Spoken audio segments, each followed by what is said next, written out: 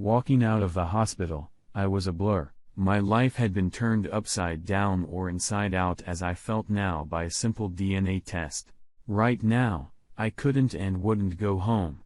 I needed to think, so I headed to a bar near the hospital and ordered a large Bloody Mary. For once, I really needed that drink badly. The bar was empty, so I took my drink, sat down at a separate table and started thinking. My life, as I had envisioned it, was now over. I'm not one to put off an urgent matter, but I wanted to think and make sure all my future actions were reasonable before I went home. I'm Bob. I am 42 years old. And have been married to Nancy for 15 years. Nancy is a year younger than me, and we have two beautiful little girls, 11-year-old Andrea and 8-year-old Kimberly. Until an hour ago, our life was simple, a little predictable, but full of love and wonderful moments. That changed dramatically. Of course, I didn't want to lose the girls, but if it came to that, well, in the long run, when my plan comes to fruition, it would probably be better for them. Instead of a messy marriage full of resentment and mistrust, it would be better to just terminate it and start over. I arrived home and Nancy's Lexus was already parked in the driveway. As expected, the kids weren't home, and I was able to talk to my wife right away. I'm not an actor, but I managed to hide my true feelings and even put a smile on my face. Upon returning from work, Nancy was in the kitchen. Since I was the school principal and she worked as an accountant, we both had regular schedules, and we always shared the daily chores of the household. It was her day to make dinner, and she barely looked at me when I kissed her on the cheek. I got a good look at her. She was still as beautiful as when we met, just a little thicker. As we'd all gotten over the years, busy for a few minutes, she finally put dinner in the oven and turned to me sitting at the kitchen table. As usual, her green eyes and blonde hair took my breath away. I am considered a handsome man about 6 feet tall, 180 pounds, and Nancy has always been a very bright and attractive woman. She raised her eyebrows looking at me and a questioning look met my smile. Something sweet, or funny. I stood up and hugged her. As I looked down at her, I realized that my height and looks were one of the reasons she let me into her life. My hug was followed by a gentle probing kiss that gained momentum and turned into a hungry French kiss.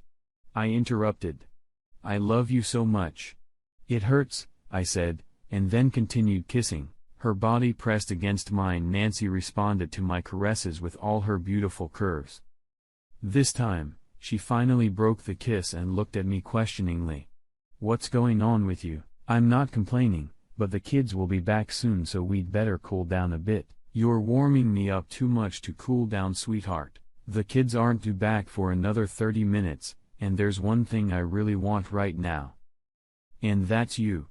"Okay. But make it quick." "Honey, that was great, quick sex. What's gotten into you?"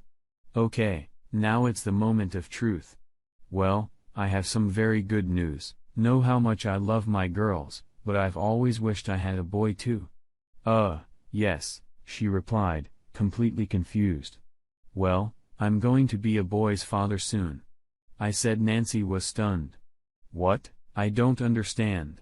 What are you talking about? A boy?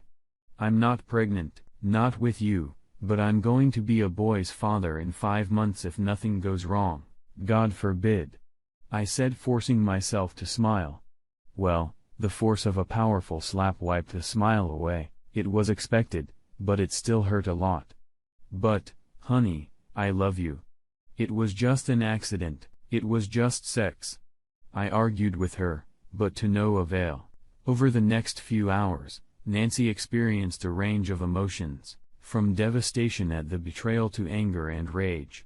The girls were sent straight to their bedroom while Nancy poured out her frustration and anger. Soon, I packed my suitcase and left the house, never to return. The following week, I was served with divorce papers.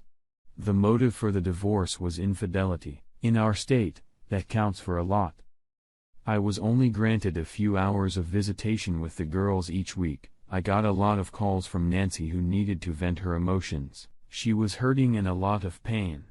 I never had an answer to her recurring question, "Why did you do this to me?" To us, all my pleas to put it behind me and carry on as before were met with a wall of anger and total rejection. I was a bastard and she would give me to the cleaners. 4 months later, we finally made it to court.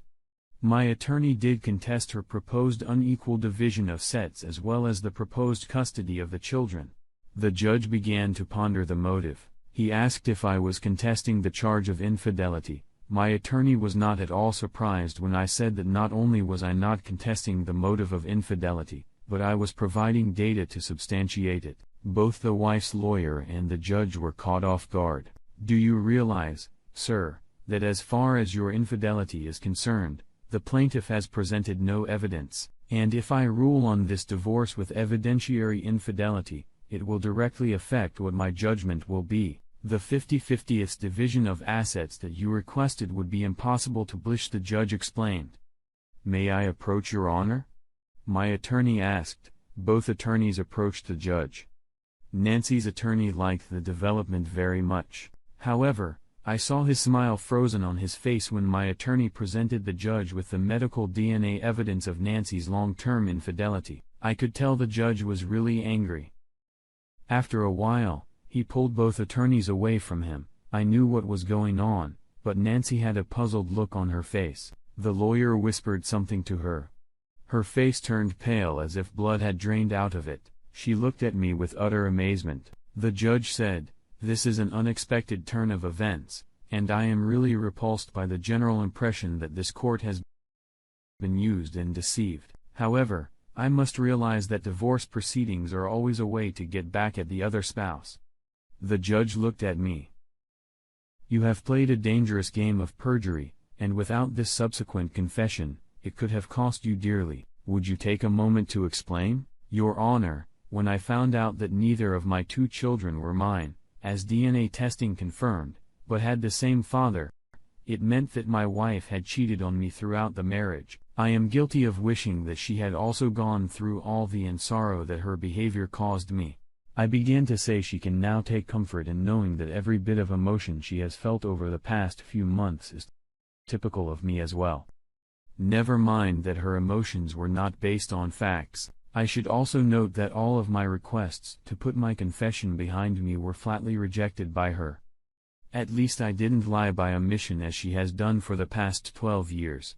I love our 2 children deeply, and I wanted her to accept my offer to put it all behind me. I was willing to try to forgive her for the sake of the children. For 4 months, she had many chances to avoid this mess and save our marriage. She didn't. The assets were split in 2. And the judge also ruled to split custody of our 2 angels. A few months later, after finding out who the father was, I also won a lawsuit against Nancy's boss, who awarded me over $200,000 in past child support and other costs because DNA evidence showed he was the father. Then, after testimony from some of Nancy's coworkers and managers who knew about her term affair with her boss, my attorneys sued their company for a much larger amount. A payout was eventually agreed upon of about $450,000 for me after attorney's fees. Just to be clear, I love these 2 girls very much and want them to continue to be a part of my future.